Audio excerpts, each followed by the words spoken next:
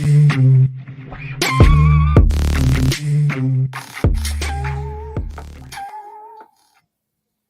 everyone, welcome to All for United WFC.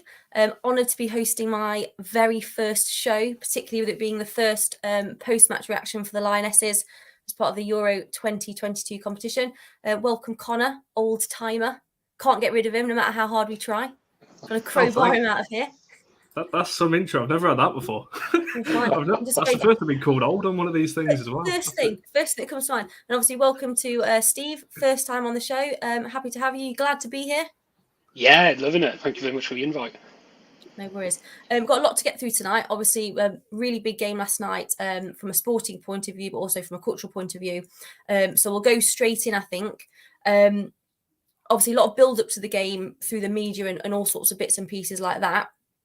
Steve and I had the pleasure of being there. I know Connor watched from home, so a different view to us. If we just talk about a little bit the build-up to the game, Steve, in the sense of sort of when you arrived to Manchester, when you were walking towards the stadium and the feeling in and around the ground. Because for me, at that point, it felt like a proper match day because there were so many people there and lots of excitement, a real buzz in the air. How did you find it, Steve?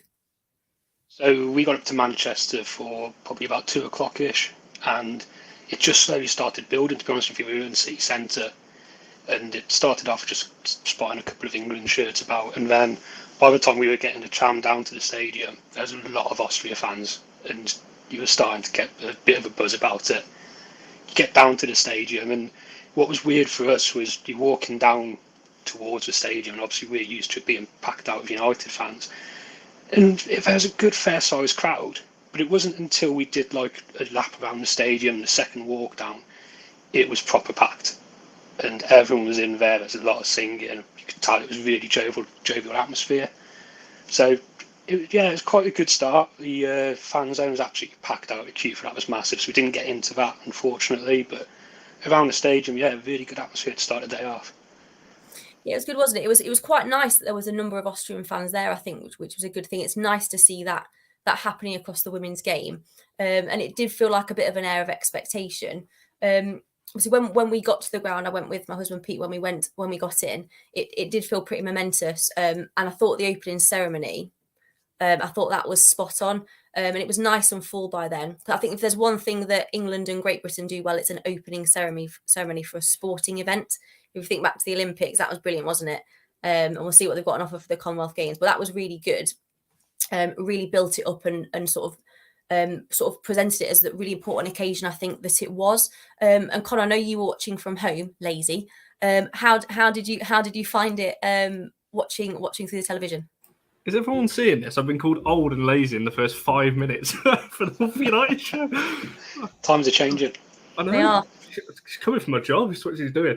But no, I think, the overall kind of what I actually liked was the whole of Twitter yesterday. And, Twitter's not the be all and end all. It's not everything to judge off, but the whole of kind of football Twitter was talking about this. It seemed like it wasn't just the big outlets going, this is the Women's Euro. It was everybody, even people that have never watched women's football before. So that's what I found really good about yesterday.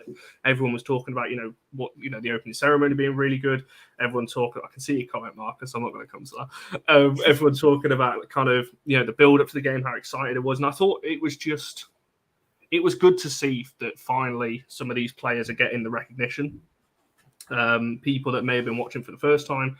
And I just think everything around the game, there was a lot of pre-coverage. There was a lot of stuff on YouTube as well. The Lionesses did a lot of stuff pre-match as well. So I thought the coverage before it was amazing. And I think that's what people at home kind of needed, because like you said, it's different when you're there. It's always going to be better when you're there, 100%. And I actually know a couple of people that went up and watched the game in bars, but went up to Manchester just to get the kind of, like you said, the fan zone and the kind of atmosphere in and around the ground. And they said it was worth going just for that. So yeah, it did look really, really good. And I think it was just, like I said at the start, it was just good to see an online reaction that was positive.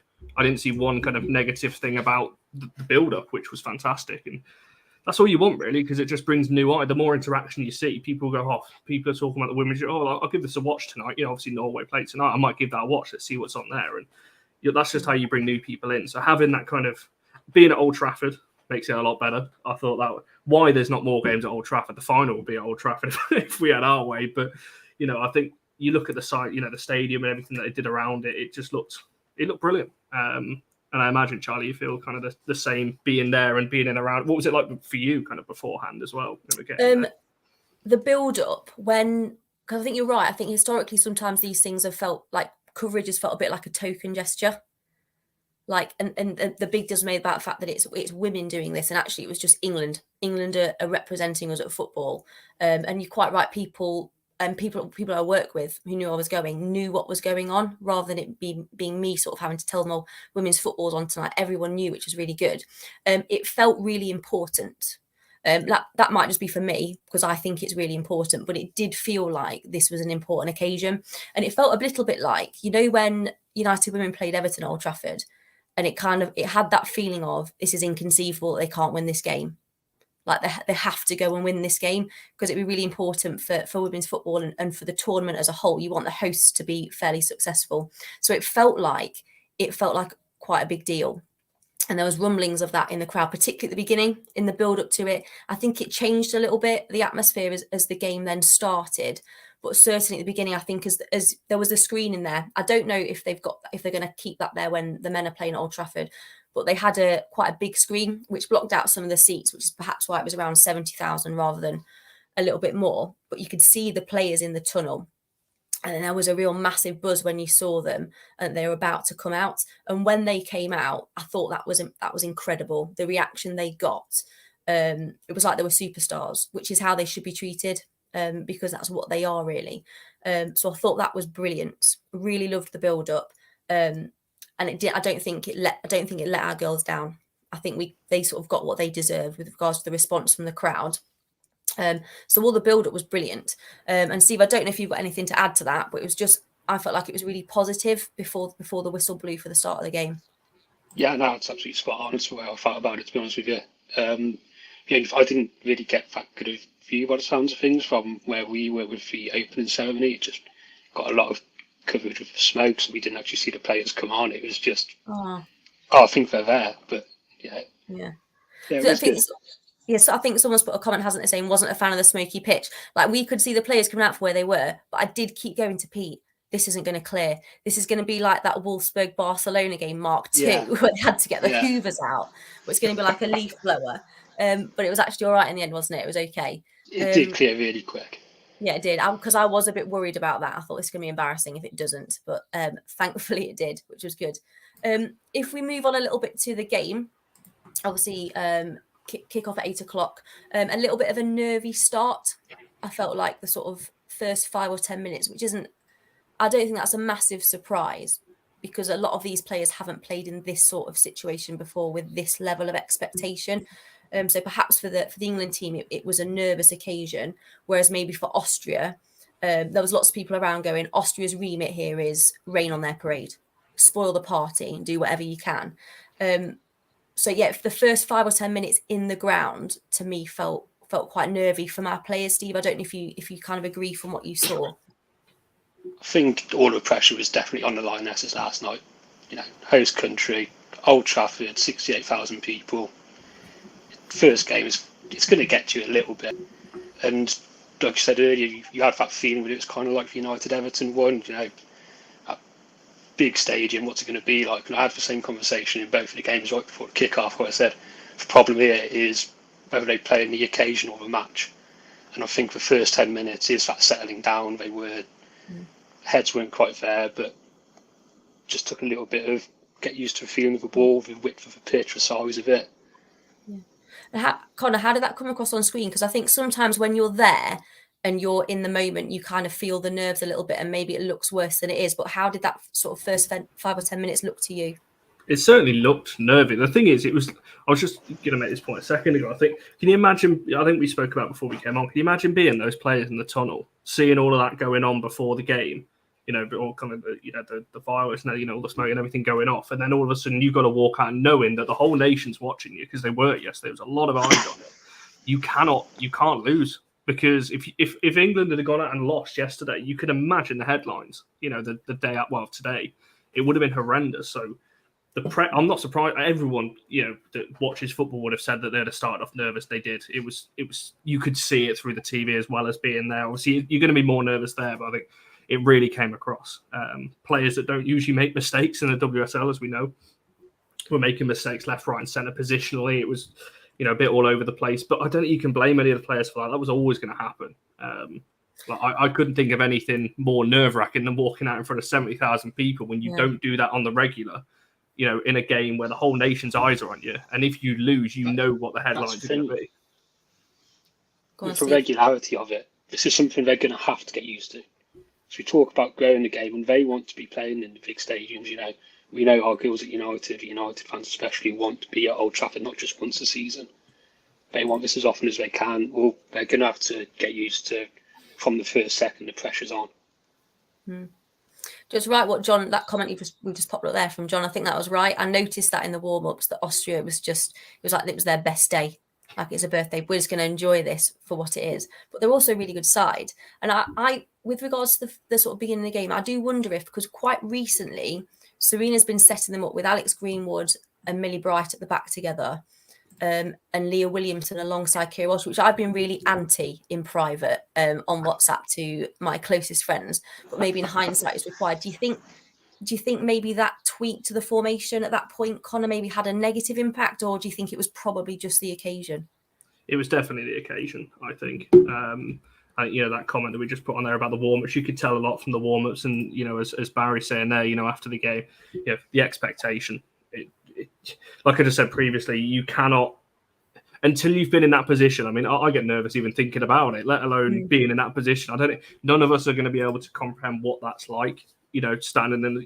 You could say, it's just a football, but it isn't, because as much as you try and block it out as a player, they're going to be thinking at the back of that, especially after the first mistake came 2 or 3 minutes in.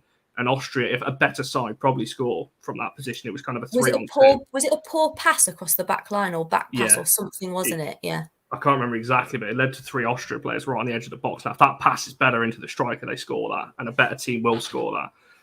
After that, it was still shaky. That none of the passes were kind of flowing together, and like I said, that would have rocked the place straight away. It's all great having this kind of party atmosphere before the game, but like you said, that inevitability of they can't lose this. Surely they can't lose this. And then all of a sudden you get that 2-3 minutes in, everyone sits back down at right. This is a proper game now. And I think, go on, sorry. Go on, Connor. Don't you go for it. No, I was going to say, looking back, that's probably,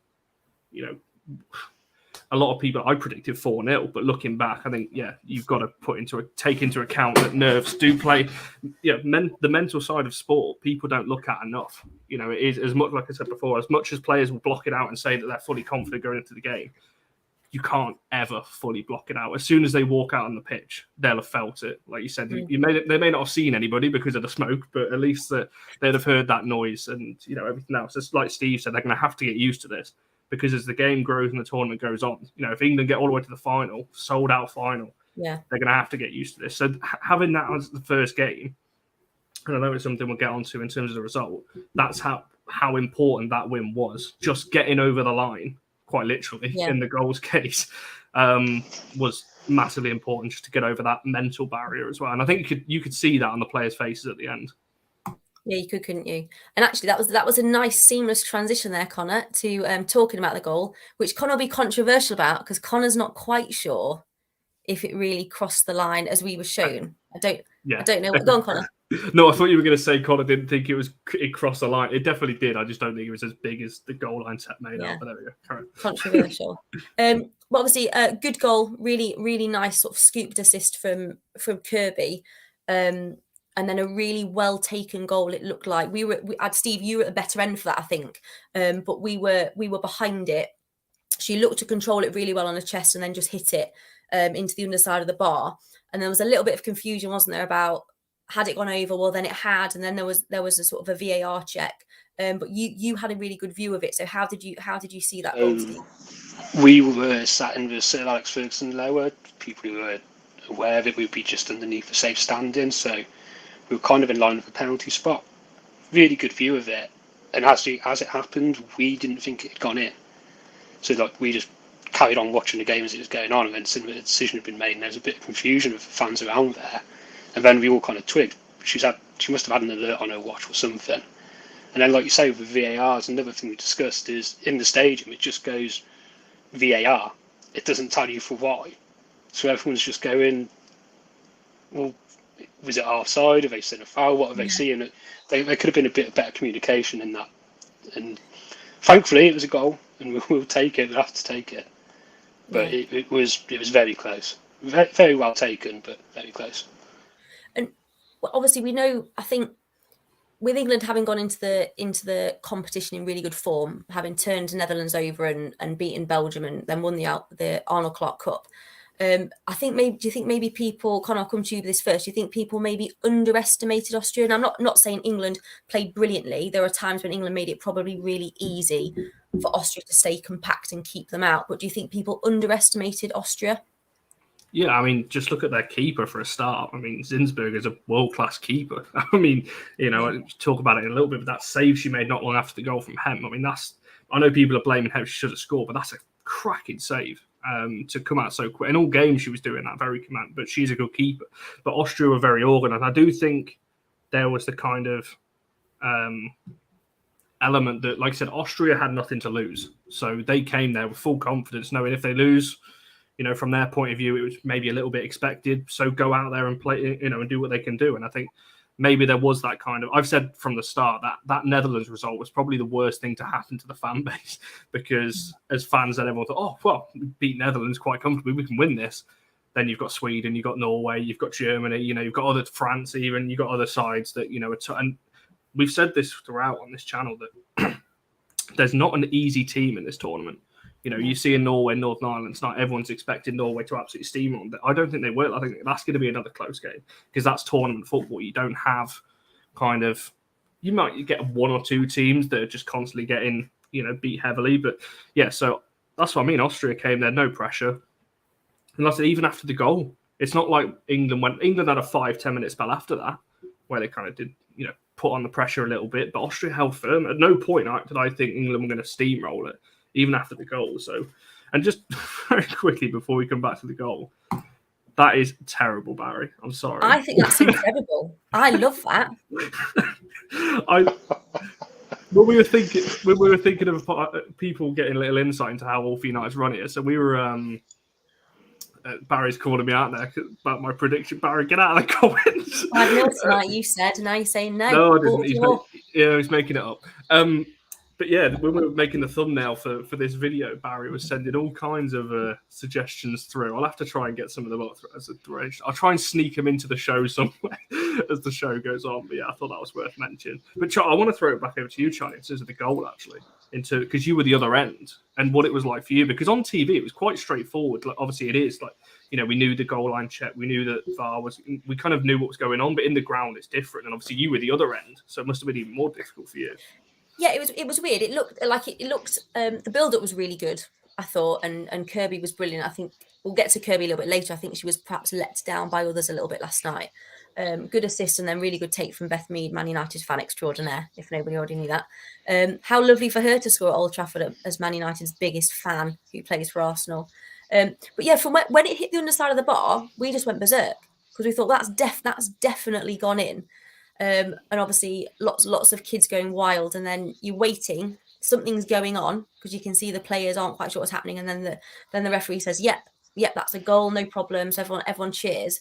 Then they get set up for kickoff, and then it appears there's no signal it's happening, it just appears on the screen that they're doing a VAR check with no idea what for. And I just was thinking, oh, there's going to be 30,000 kids crying in 15 seconds. It's going to be like Brazil, Germany, 7-1 all over again. And I'm going to have to try not to swear, is what I thought. But I'm glad it went in, because it was really good build-up. It was a really good assist from Fran Kirby. I think that was the best moment for her of the night. And I'm pleased Beth Mead scored, because I captained her in the She Plays fantasy football. So I was really pleased with that. But yeah, looked really good, strong reaction, and I thought from there they would settle and go on to get one or two more, which sort of takes us nicely onto the fact that there were, within that first half, quite a lot of chances, I think, that England had. I think Hemp had a header, and again, it's perspective, so I might be a little bit wrong here because of where we were, but Steve might be able to say better, where Hemp came in at the back post and it looked like she was in the 6-yard box unmarked and it didn't go in. And again, that's a bit of composure, isn't it? Because she's young, and we know she's going to be world class. And then there was a couple of opportunities for Ellen White as well, where it was fairly uncontested, and just didn't take the opportunities. And it seems silly saying this when you look at some of the results England have had, like the Netherlands game, like the 20-0 against Latvia. But I still feel like there's a lack of ruthlessness at times, and they're not clinical enough at times when it matters. Because if they'd taken one of those opportunities earlier, and it doesn't matter whether we think Russo would have scored it or Beth England would have scored it, the fact is at the time it wasn't scored. That maybe would have made the game a lot more comfortable. And we said it could have been a bit of a rollover then, 3, 4, 5 goals. But I don't know. Do we think, Steve, if I come to you first, do you think something that might hold England back is that lack of ruthlessness or the composure in that moment when it really matters? And it's so important in tournament football, because if you get it wrong in tournament football, you're out. That's what happens. Yeah, I think you're spot on, to be fair. There's been quite a few results for the Lionesses where it looks comfortable on paper, but realistically it's kind of dragged on for an hour or so, and it takes a tweak in the formation to make something happen, which you can look back at and go, well, fair play, we've got a plan B, we've got a plan C, we can mix things up. But I think what we saw yesterday was, again, it's probably the nerves getting to them, but what you'd normally expect Lauren Hemp, Ellen White to be finishing half the country they're doing, it's not that good. And yeah, they probably should have at least had, I reckon, Ellen White for City, she would have scored 2 last night. Yeah. A couple of headers, unchallenged. And they were just tame, either straight at the keeper or even wide. And that's something that's got to be addressed, really. I think the wingers yesterday, the passing, it wasn't quick enough. Yeah. So when you've got Ellen White up front by herself, I don't think Fran Kirby was close enough to her.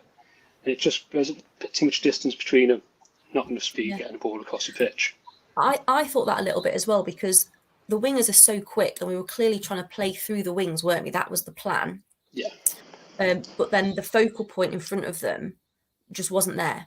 There was times when the wingers had bombed on and there was no one in sight. And Conor, I'm not sure what you think about that. I'm not sure whether you think maybe in that first half, if the personnel had been slightly different, could it have changed? I mean, it's all shoulda, woulda, coulda, isn't it? You don't really know.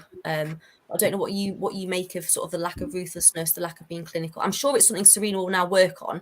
I know she said it was a brilliant performance and a brilliant result, but we know she's a world-class manager. She's going to go and change things. But just what do you think on the night? Do you think they lacked a cutting edge? Yeah, you could say that. I don't think any of the chances, apart from really the Hemp one and maybe White's, and then you're looking at Russo in the second half, I don't think any of the chances were fully clear-cut. Not that I can remember, unless someone in the comments can remind me of another one. But they're the 4 with the goal that stand out from memory from watching it. But yeah, I mean, you could say that, but I think it's opening game of the tournament. I don't remember most opening games where teams are fully at it. Like I said, we talk about the pressure and that kind of thing. And also, like I said, this is White's, I think, first game back in as well, because obviously she's been out the last couple. Russo's obviously made a couple of starts. Beth England as well, so obviously she's come back. It was a strange team when we did the Lionesses preview show over a week ago. When we were picking our kind of our best 11 and that kind of thing. Rob said a point. He was you could think of the combinations Tooney, Russo, Kirby, England, that kind of thing. He was and you could go Stanway and White, but that's never going to happen. First game of the Euros, and you've got Stanway and White in the same team, so it shows it can happen. So yeah, I'm not worried about that at all. If we'd have lost, obviously that would have been the talking point. In a group stage format, England, you only need 2 wins in a group. Mm. England go beat Norway next week, they're through. So, you get those points, and then you can start looking a bit later on about, being a bit more clinical. But yeah, it will come for sure.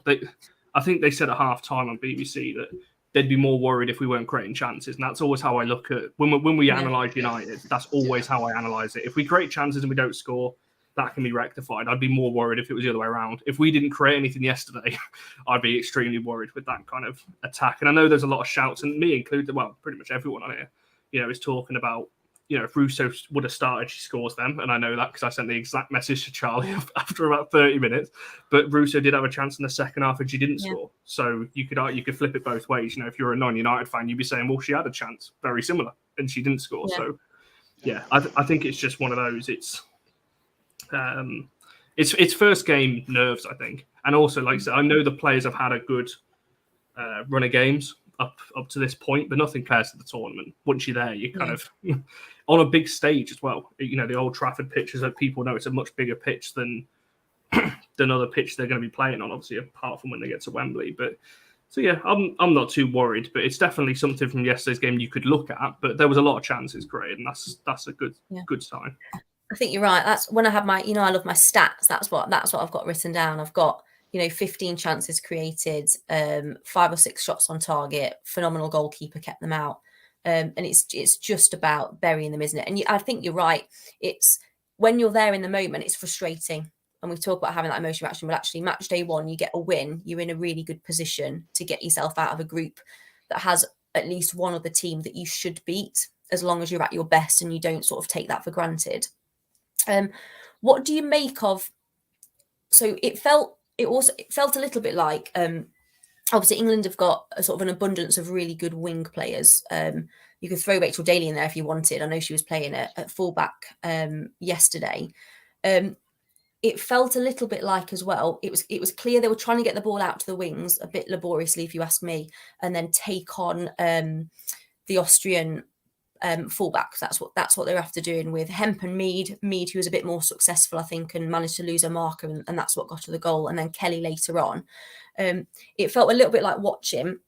Obviously, we'll keep going back to it's the first game. It was big expectations, but you can just talk about what you saw, which was it felt like Austria had the making of that as an approach.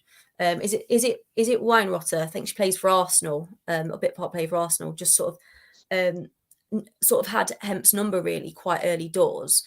And was able to snuff quite a lot of attacks out. And there didn't seem to be not another strategy, not another approach. It just felt like there was players weren't making the right decision at the right point, because there's been lots of chat about Kirby was really quiet and had a really poor game.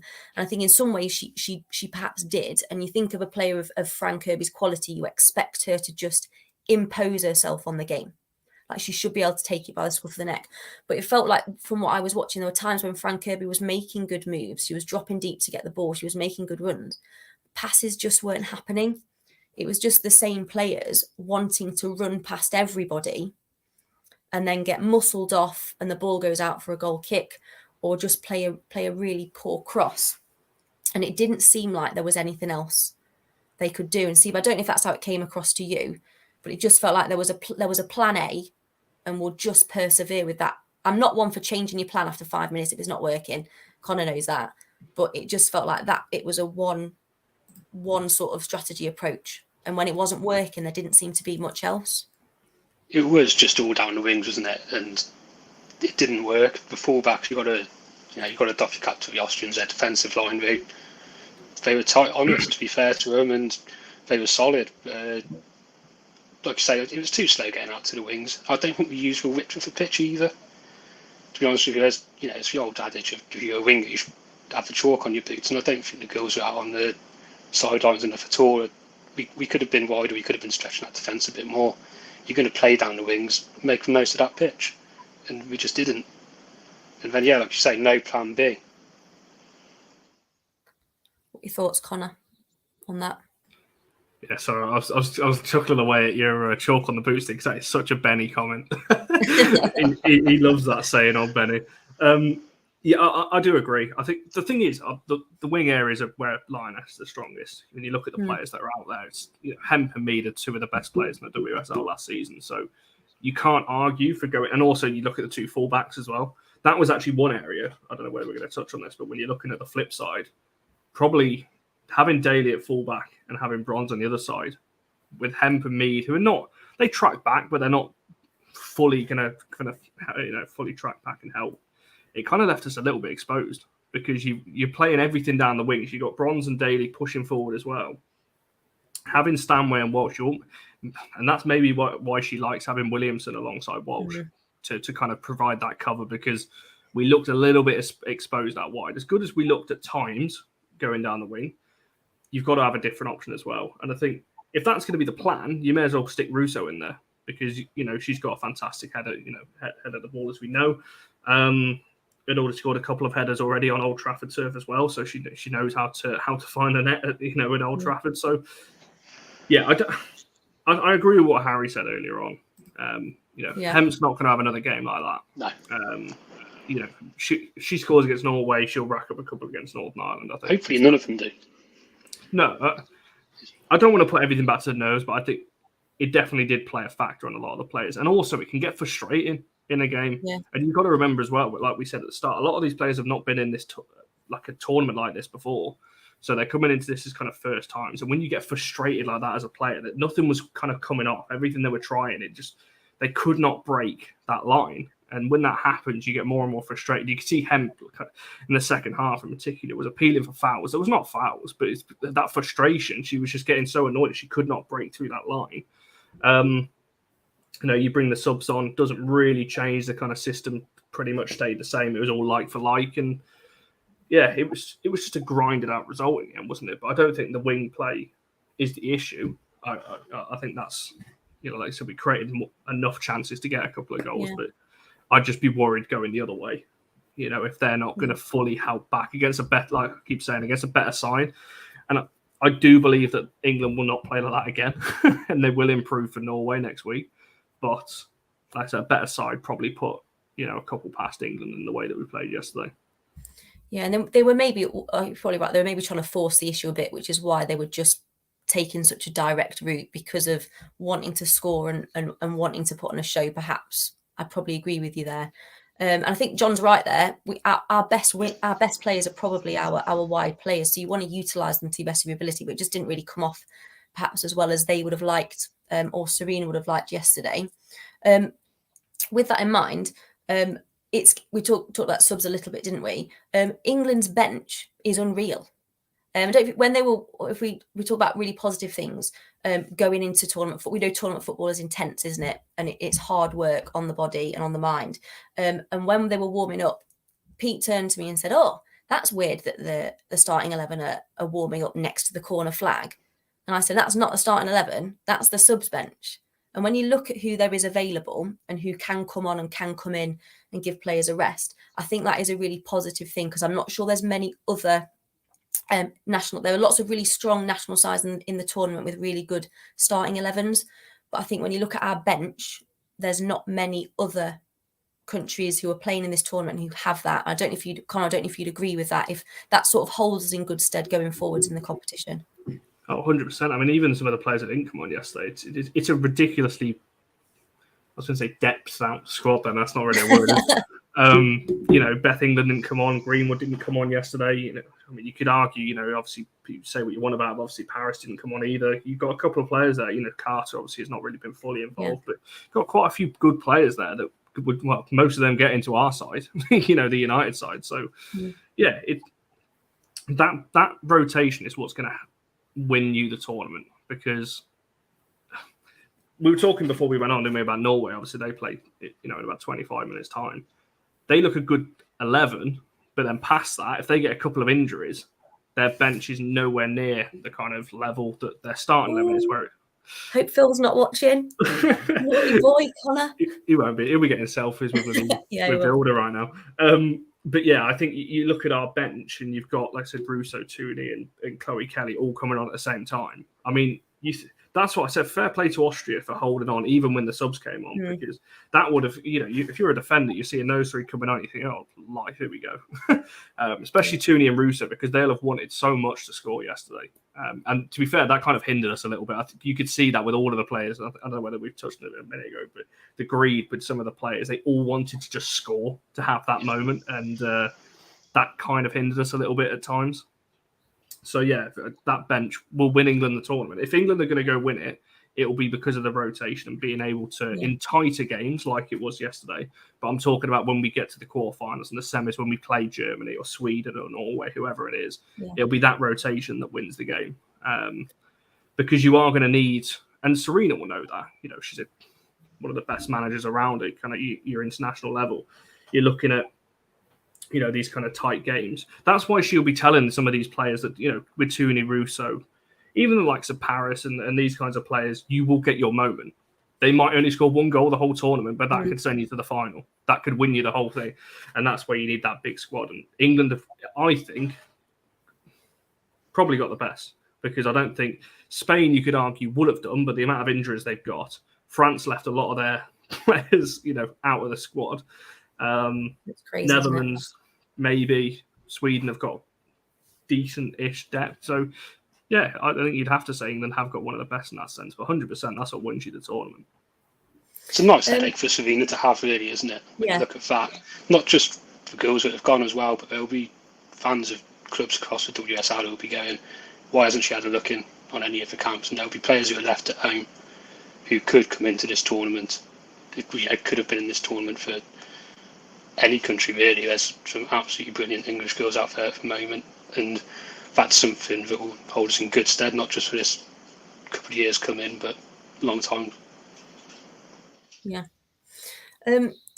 Might be quite nice. Obviously, we think we're not gonna go quite till 8 o'clock tonight, are we, Connor? Because we want people to get nice and settled in for Vilda and Thor smashing through the Northern Irish.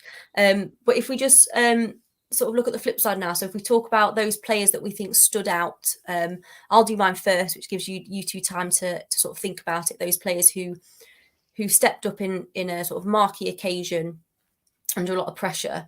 And for me, there are a few players who I think did really well. One of them was Millie Bright. It pains me to say it. I thought she was an absolute gladiator at the back. First half, there were a couple of scary balls from Austria that were coming into the edge of the box, and she just commanded that area brilliantly. And I thought she was really good. I think you don't always realise Millie Bright looks like an old school hoofball defender. That's what she looks like. And sometimes she just does clatter people, which you want sometimes. But actually, her range of passing, particularly to switch the play yesterday, I thought was really good and provided some really good openings for Hemp and Mead to get forward. I think we have to mention Mary Earps. It can be really tough, can't it, when people always talk about goalkeeping being really hard, because either you're really busy and you're facing shots all the time, which is tough because you're going to concede a lot and it's not always your fault, or you're not very busy and then all of a sudden you're called upon, which she was quite near the end a couple of times at the end of that game. And it was particularly the first save, which the crowd really got up for, which was good, because I think she's been, we were saying earlier, weren't we, that she's sort of been, people have talked about what's her weakness, and they've talked about it being her positioning and her footwork. And I think we've probably talked about that, haven't we, during the course of the season. But actually that save she made, where she had to get across that goal really, really quickly and make a solid save, was brilliant. I think that was a really important moment. And I also like a bit of SH1T housery. So a little bit later on, just lying on the ball, just having a little bit of a look around, just give my gloves a clean, and just calming things down. Even if you've got the crowd desperate for another goal for England, she's just thinking, no, we've got to take the sting out of this and just keep hold of it. So I thought she was really, really good as well. Man of the match for me probably would have been Bright or Mead. I think goal scorer. Goal scorer always is in with a shout, and Millie Bright for just being so commanding across that back line. And Connor, I think you're right when you talk about, we played a really attacking team with those fullbacks, and often her and Williamson were left isolated when Austria counter-attacked, which they did quite well. And if their final ball had been better, we might have been in trouble. But I think she dealt with that really well, and I perhaps would have given it to her rather than Stanway, which was a surprise. And that's not anti-City bias, but that was a surprise for me that she got that. But Conor, I'll go to you. A couple of standout players and then player of the match. It's the couple you named. I think Bright's passing range was fantastic, as well as being just a solid defender. And we see that week in, week out in the WSL. So we know, for a lot of these girls, we know the players they are. I thought Bright's, especially because a lot of the talk was when Greenwood wasn't in the starting 11, that you're going to miss that passing range, particularly the switch. Do you know what it reminded me of? It was very John Terry-esque, the way Bright was kind of pinging the ball around from that kind of right side. So, I thought she had a good game. I think there's a couple of other shouts. John's mentioning Rachel Daly there. I thought she was decent. I think they were all just good. I don't think there was anyone who was, absolutely, oh wow, that was insane. I don't think Solid anyone was 6 bad. out of 10s. Solid Yeah, 6 I out of think 10s across the everyone was board. just good, wasn't they? I think Kirby had spells of showing, the player that she is. A couple of really good passes in there. I mean, my God, if Kirby starts firing, then you're looking at England as one of the favourites. Kira Walsh does what she does. She's you could say criminally underrated, but what she does in that midfield is very Kante-esque. In that kind of midfield role. But no, if you player of the match, you're looking at probably Bright or Herbs. I'll probably go with Bright just because of the passing range, but also just worth mentioning as well. I think someone else just mentioned it as well. It's trying to go talking about Mary's Herbs' distribution as well. I thought that was spot on as well, considering for United we try and play out from the back, but it has been shaky at times. So to see her do it for England, on a big stage, on Old Trafford pitch, I thought that was fantastic as well.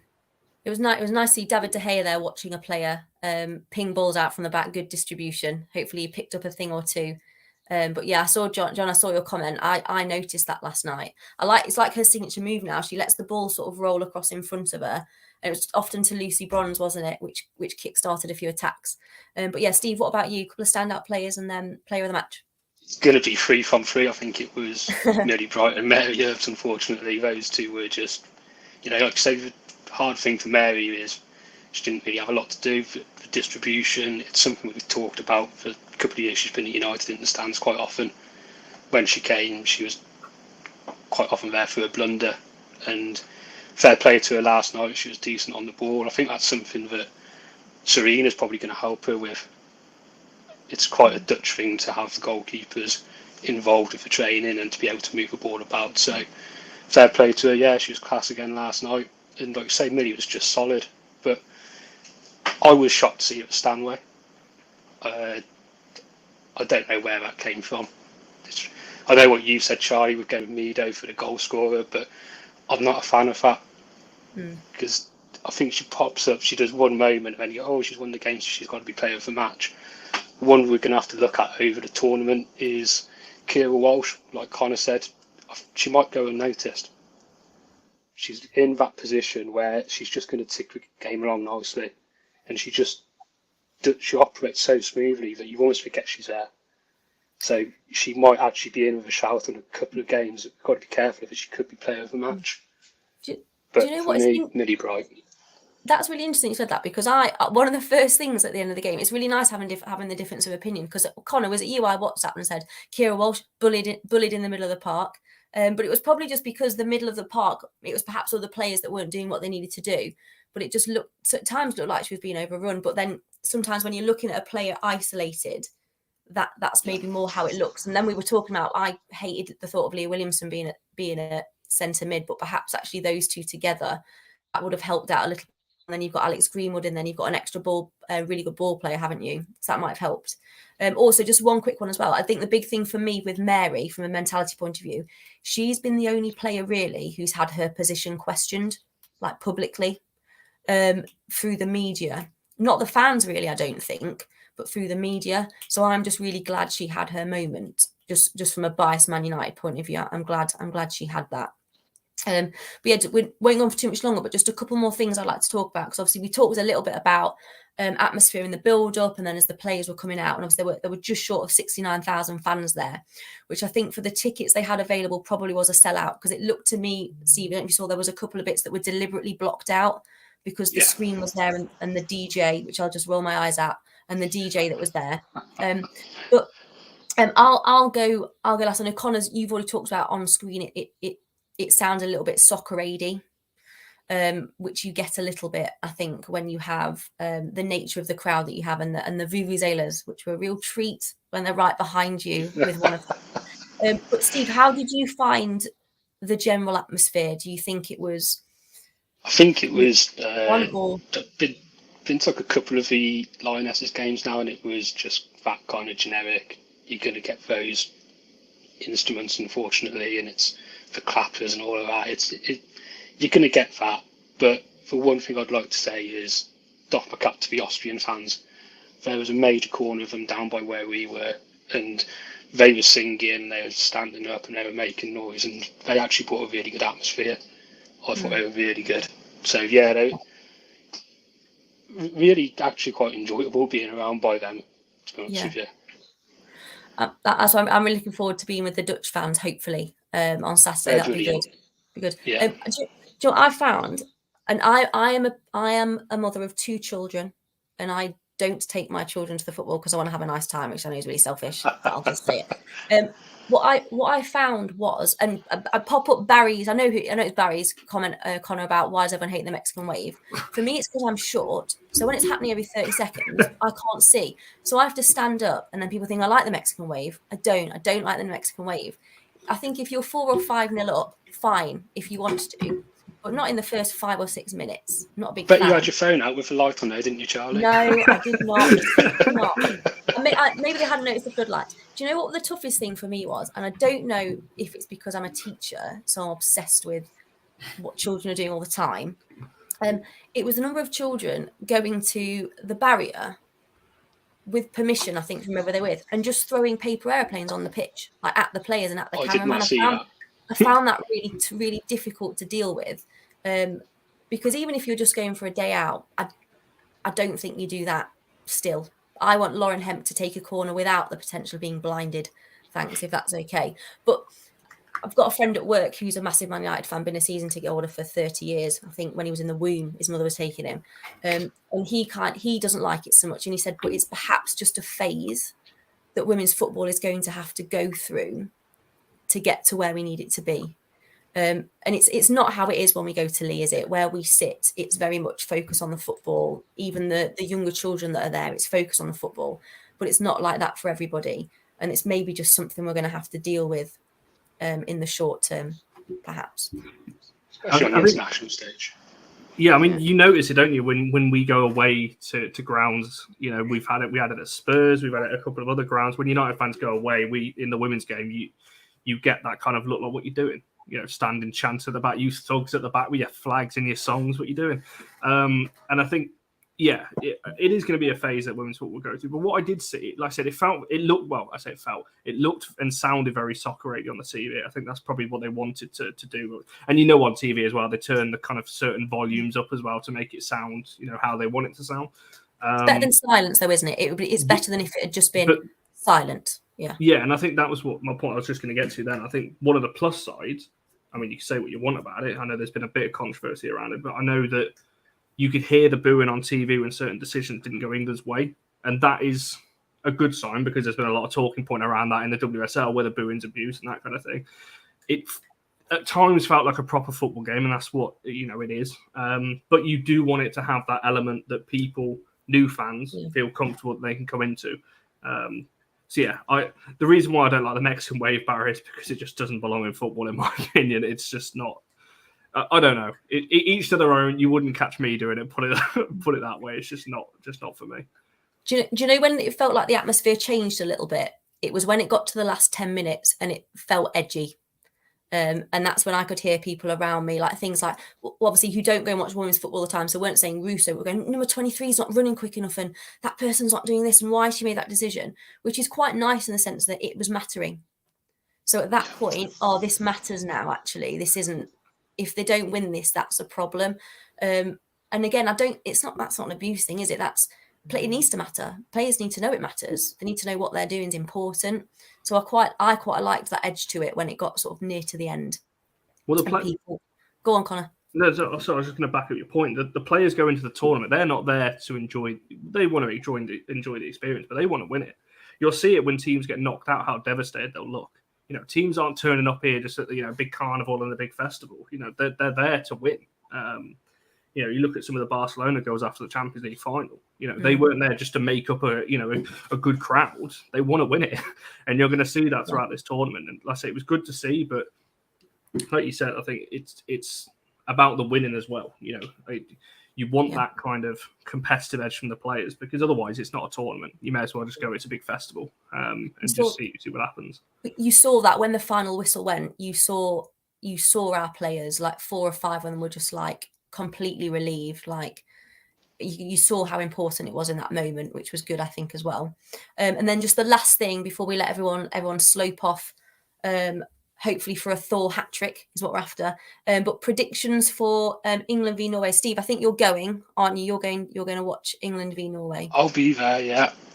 Singing his head off. But yeah, we'll worried go. about that one. You're a little bit worried. We'll go predictions. I'll go first to give you two a chance to either think about it or chicken out and just copy me. Is what Connor will probably do. But I'm going to go 3-2. England win 3-2. I think Vilda, Thor, both thunderbolts, and then Tooney hat trick. That's what I think. No, I think it'll be 3-2. I think it'll be 3-2 to England. But a nervy one, uncomfortable, bit of bite to it. What do you reckon, Connor? Is it going to sound bad if I say England are going to lose? No. Norway are brilliant. Norway are brilliant. It's an unknown, isn't it? Because you're looking at. It really depends what Norway show up, because Norway against Denmark, it was really kind of spells. They looked one of the best teams that I've ever watched, and then at spells I'm like, oh god, they're not even going to get out of the group. So it's like you don't really know. It really depends what Norway show up. If the good Norway show up, it's going to be very tight. But like I said at the start, England's bench will probably get them over the line. So I don't think England lose that game. I think they probably win it 1 or 2-1. It's going to be really tight. A draw is also a good. Obviously, they won't play for a draw, but a draw for both of them. If Norway win tonight, a draw is a good result for both of them, isn't it? And then it just comes down to take a draw. You take a draw. What about you, Steve? You say draw. Probably 1-1. If anyone's going to nick it, it's going to be just one goal, and then I don't think there's going to be a lot of change out in the match. But look, obviously we've got to improve. You look at that Norway midfield. If we're knocking the ball about like we were last night against them, then we're going to be in tatters. So close game. I'm going to say 1-1. Okay. So fairly positive then what we're thinking for England. Good. Right, I'm going to seamlessly pass you over to Connor to do a Rachel Riley-esque bit of info regarding Baz's show tomorrow. Off you go, Connor. We're like a little double act here. We need when you see on these TV shows where they pass the mic over or whatever to the next. Anyway, I've messed that up. So obviously Barry's back tomorrow. We'll be talking obviously back focused on United. Ivana Fuso has signed a new deal, but back on but going out on loan. So Barry will be talking all about that. We'll be back next Tuesday. England-Norway match reaction. Hopefully after. Just a good game, to be honest. Obviously, we want England to win and go far, but I just want to see a good game. If you haven't already as well, message Barry with your kind of predictions for the Euros and that kind of thing. He's already got his little prediction league up and running. I think a lot of us got the England. I'd be amazed if a lot of people didn't get at least a couple of points, from the England game. So make sure you check that out. It's not too late. Barry will just deduct some points from you because you are a little bit late. But yeah, check that out. But yeah, we'll be back next Tuesday with another Lionesses show. So if you're just here for the Lionesses stuff, we'll be back next Tuesday and then next Saturday after the Northern Ireland game. We should be through the group, so we should be back on the following week as well for the quarterfinals.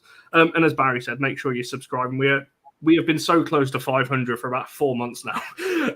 So if we'll set the target live. I've not said this publicly yet, but if we can set the target at 500 by the end of the Euros, so we've got about 3-4 weeks to hit 500. It's about 20 people. Tell your family, your kids, your aunt, your uncle, absolutely anybody. And make sure you're liking the video as well, because that really does help us and helps push the channel. We've got some great stuff lined up, particularly over the Euros, so make sure you keep an eye on all of that. But for now, guys, enjoy the Norway-Northern Ireland game, and we'll speak to you guys very soon.